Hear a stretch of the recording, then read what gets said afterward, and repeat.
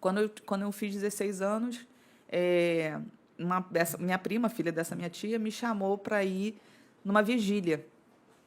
Acho que o local mais improvável de alguém se converter na vigília, né? Porque vigília, para quem não é crente, não faz sentido Não nenhum. faz sentido, verdade. Você pensa assim, pô, crente, né? Pentecostal gosta de vigília, mas quem não é crente não gosta de vigília. Muito mal gosta de culto, vai gostar de vigília? Ficar acordado de madrugada não faz sentido. Eles acham que crente é maluco, né? Ainda mais numa vigília. E eu fui contra a minha vontade também.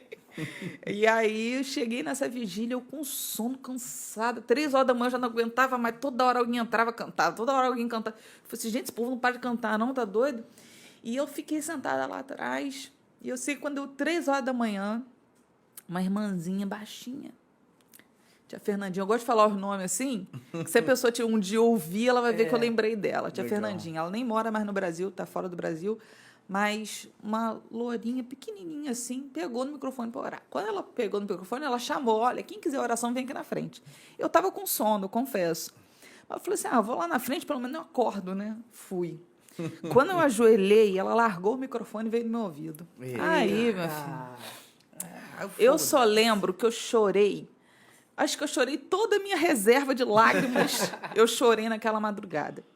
E olha que experiência louca. Eu comecei a chorar umas 3 horas da manhã. Quando eu abri o olho, já tinha amanhecido, já era 6 horas da manhã. Uau. Nossa. Assim, foi uma experiência tão sobrenatural que eu vivi na minha conversão. E ela falou coisas para mim que eu sei que foi Deus que falou, né, que usou ela. E aí, nossa, eu me lembrando disso agora, assim, é como se eu estivesse vivendo aquilo, assim, faz 14 anos disso.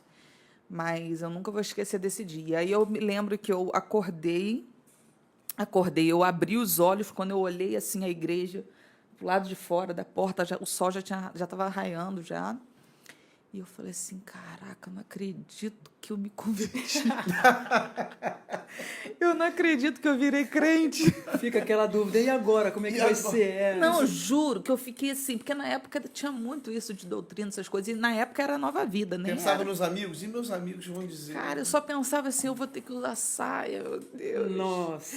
E na época, assim, a igreja que eu me converti nem tinha isso, mas assim, eu tinha muito preconceito mesmo com o evangelho.